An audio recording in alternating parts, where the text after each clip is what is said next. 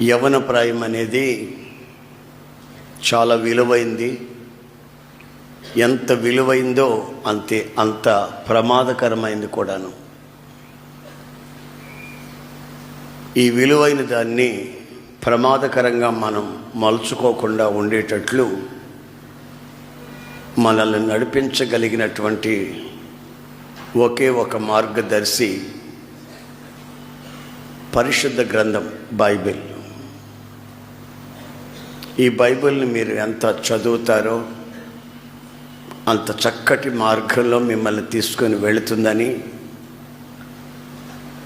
అనేకుల సాక్ష్యాలను బట్టి, నా వ్యక్తిగత సాక్ష్యాన్ని బట్టి కూడా నేను గ్రహించాను. ఒక్కోసారి కొన్ని విషయాలు నేను వింటున్నప్పుడు నా హృదయం బద్దలైపోతుంది. ఈ లోకంలో మీరు చూస్తున్నవేవి శాశ్వతం కాదు.